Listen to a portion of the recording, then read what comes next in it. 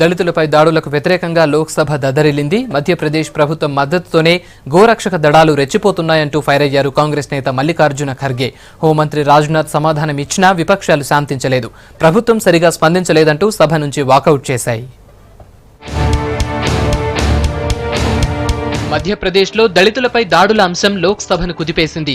అక్కడి బీజేపీ ప్రభుత్వం మద్దతుతోనే దాడులు కంటిన్యూ అవుతున్నాయన్నారు లోక్సభలో కాంగ్రెస్ పక్ష నేత మల్లికార్జున ఖర్గే. 0 అవర్లో బీఫ్ రూమర్స్ తో 2 ముస్లిం మహిళలపై దాడి జరిగిన అంశాన్ని ఆయన ప్రస్తావించారు. కేంద్రంలో మోడీ ప్రభుత్వం అధికారంలోకి వచ్చాక దళితులపై దాడులు కామన్ గా మారాయన్నారు.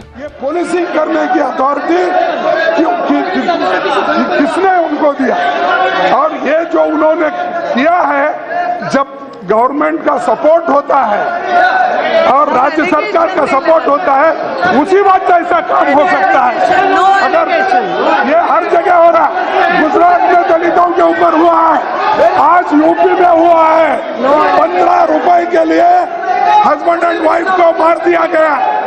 गुजरात में गाँव के 15 रुपए के लिए उनका तो जान दिया गया.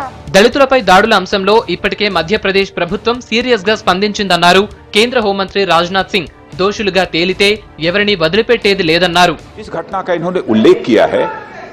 उस घटना के संबंध में हमारी मध्य प्रदेश सरकार ने त्वरित कार्रवाई की है और प्रभावी कार्रवाई की है अध्यक्ष महोदय, और पूरे मामले की जांच हो रही है.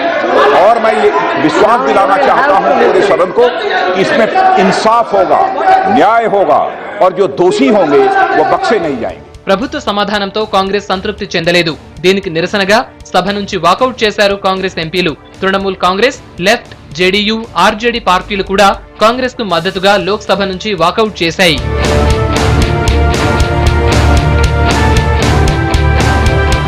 అంతకుముందు సభలో నవ్వులు పూయించారు కేంద్ర మంత్రి వెంకయ్య నాయుడు.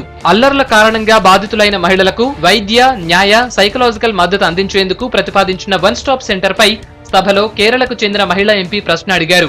దీనికి కేంద్ర మంత్రి మేనకా గాంధీ సమాధానమివ్వగా స్పీకర్ గా సుమిత్ర మహాజన్ ఉన్నారు. మేడం స్పీకర్ అంటూ ఎంపీ మాట్లాడుతుండగా వెంకయ్య నాయుడు మధ్యలో జోక్యం చేసుకున్నారు. ఒక మేడం మరో మేడం ద్వారా ఇంకో మేడంను ప్రశ్నిస్తున్నారన్నారు. దీంతో అందరూ ఒక్కసారిగా నవ్వుకున్నారు. దీనికి స్పీకర్ కూడా వెంటనే రియాక్ట్ అయ్యారు. ప్రశ్న కూడా మహిళ గురించే అంటూ చమత్కరించారు.